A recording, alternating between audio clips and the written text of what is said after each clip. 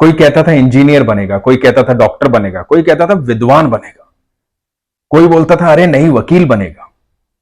लेकिन किसी को नहीं पता था कि वो तो साक्षात भगवान के दर्शन करेगा, राधा रानी के दर्शन करेगा, भगवान श्री कृष्ण के दर्शन करेगा। ये आज जो अनुभव आपको बताने जा रहा हूं अद्भुत अनुभव है। आंखें बंद करके सुनिएगा, आपको साक्षात दर्शन होंगे भगवान के। हरे कृष्ण दोस्तों, मैं हूं अनुज शर्मा। 1979 बंगाल के जिला बाखरगंज में एक बच्चे का जन्म हुआ, इंदुभूषण। इंदुभूषण बसु। बच्चा बड़ा हुआ, पढ़ाई में अव्वल, बहुत इंटेलिजेंट, बहुत होशियार। सबको लगता था ये बच्चा कमाल करेगा, कहीं प्रोफेसर बनेगा, इंजीनियर बनेगा, डॉक्टर बनेगा। लेकिन किसी को नहीं पता था कि 20-22 साल की उम्र में वो बच्चा अपना घर छोड़ देगा, बाके बिहारी की सेवा में लग जाएगा। 20-22 साल की उम्र में इंदुभूषण जी ने कलकत्ता के नागेंद्र मठ से संत श्री ध्यान प्रकाश जी से दीक्षा ली। उन्होंने इनका नाम रखा ज्योति प्रकाश। ज्योति प्रकाश जी के पिता निशिकांत बासु जी, उन्होंने बचपन से ही सिखाया था कि जो कुछ भी है बस कृष्ण ही है। कृष्ण के अनन्य भक्त थे इनके पिता। बचपन से इनको कृष्ण से मोह था, भगवान से बहुत प्यार करते थे। इसलिए इतनी छोटी सी उम्र में सब कुछ छोड़ करके आ गए वृंदावन, बाके बिहारी की सेवा कर। बाके बिहारी को देखा, बाके बिहारी से मिले, अनन्य भक्त थे, भाव विभोर रहते थे। बाके बिहारी की सेवा करने लगे, फूलों की सेवा। सेवा इतनी आसानी से तो मिलती नहीं है, लेकिन लगाव प्रेम इतना अद्भुत था। कहीं कहीं से फूल चुनकर लाते और बाके बिहारी की सेवा में लगा देते। हुआ यूं कि चोरी करने लगे फूल। अब खरीदते कहां से, पैसे तो थे नहीं। जहां भी फूल लगे दिखते, सुंदर सुंदर फूल दिखते, लाते और भगवान की सेवा में लगा देते। इनको लगता था कि जितने भी फूल वृंदावन में खिलते हैं ना, वो सिर्फ मेरे बाके बिहारी के लिए खिलते हैं, मेरे ठाकुर के लिए खिलते हैं। ये सारा वृंदावन मेरे बाके बिहारी का, मेरे ठाकुर का है। ये लोग तो खामखा आकर के यहां रहते हैं और सोचते हैं कि इनका घर है, नहीं, मेरे बिहारी जी का है।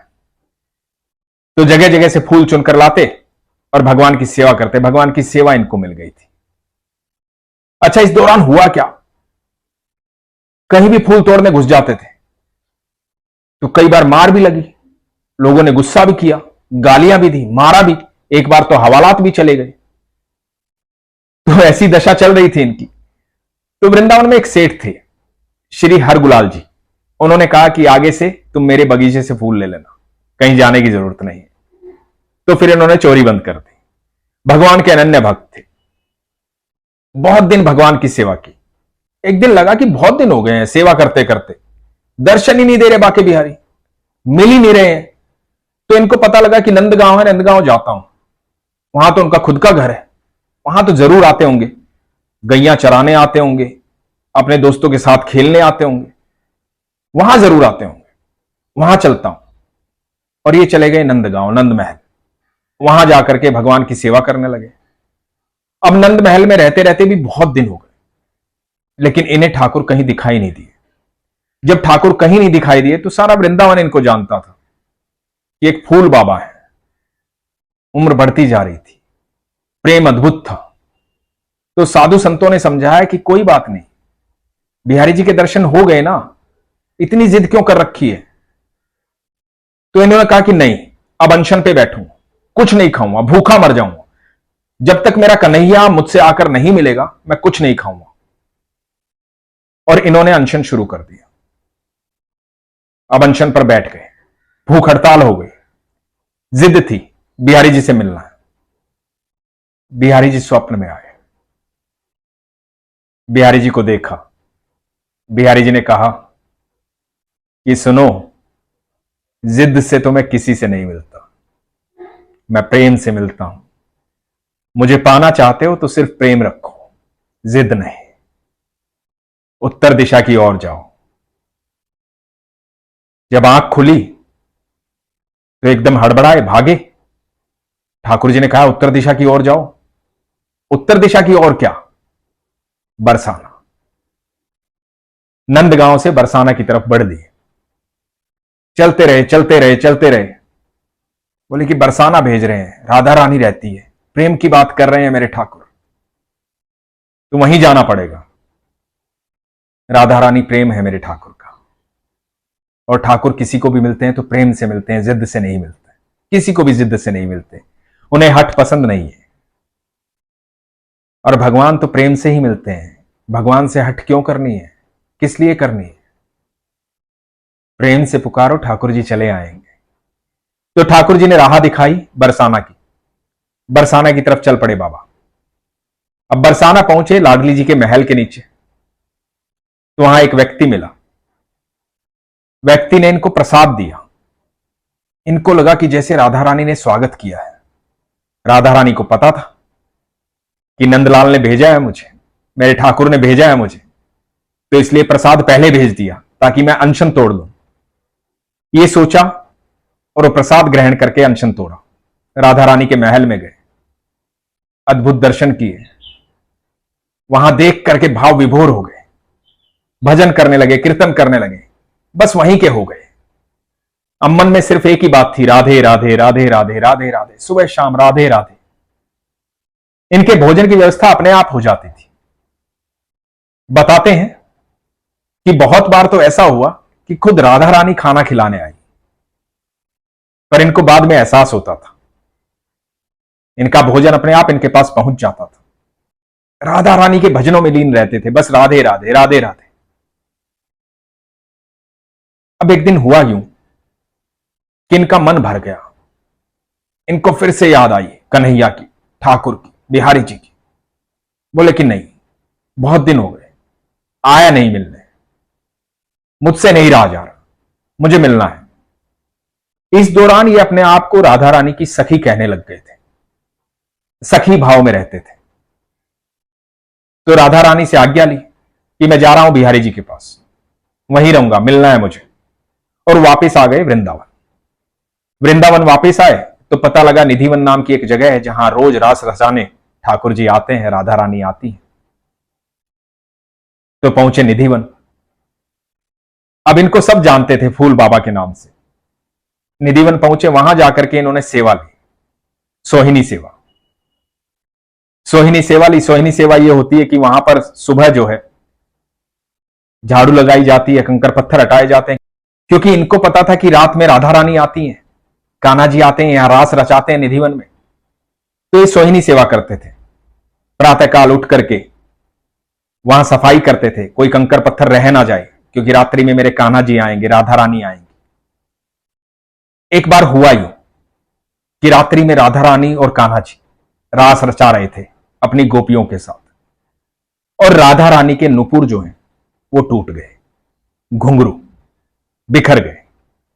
तो गोपियों ने घुंघरुओं को इकट्ठा किया, इकट्ठा करके फिर से पिरोया, राधा रानी के पैर में बांधा।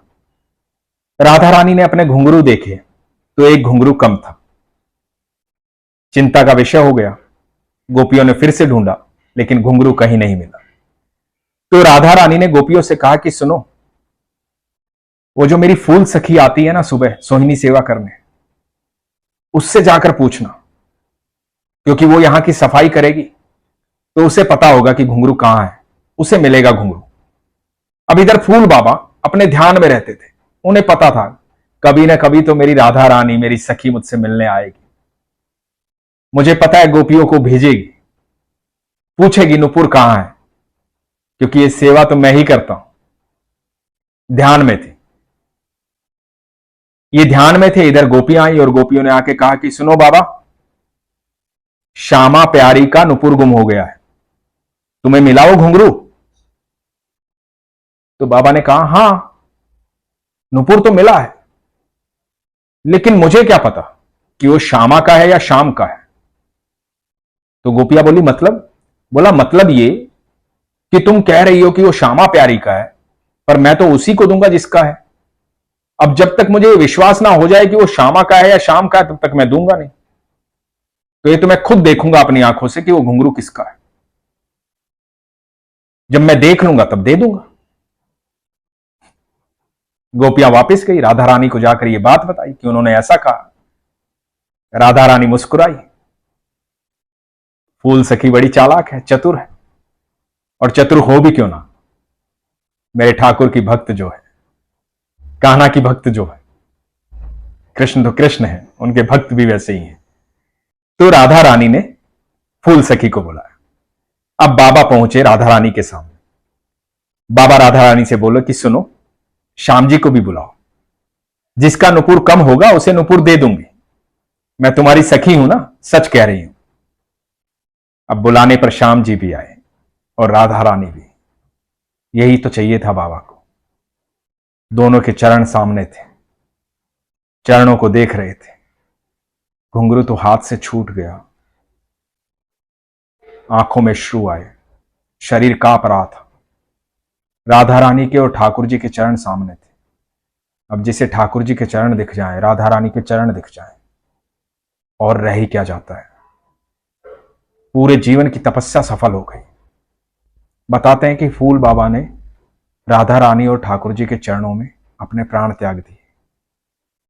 वहीं विलीन हो गए कृष्ण, वहीं विलीन हो गए राधा रानी। अनन्य भक्त थे, बड़ा प्रेम करते थे। कभी वृंदावन जाओ तो फूल बाबा के बारे में सुनना, सब जानते हैं उन्हें। साक्षात दर्शन दिए थे भगवान ने। कहते हैं कि जैसे हमारे बाके बिहारी बाके हैं, वैसे ही वो फूल बाबा भी बड़े बाके थे, जिद्दी थे, इसलिए फूल तोड़ के लाते थे कहीं कहीं से। भावना देखो कितनी खूबसूरत थी कि मेरा वृंदावन जो है वो सिर्फ मेरे बिहारी का है और किसी का नहीं है। यहां की हर चीज मेरे बिहारी की है, उसी हक से तोड़ते थे फूल।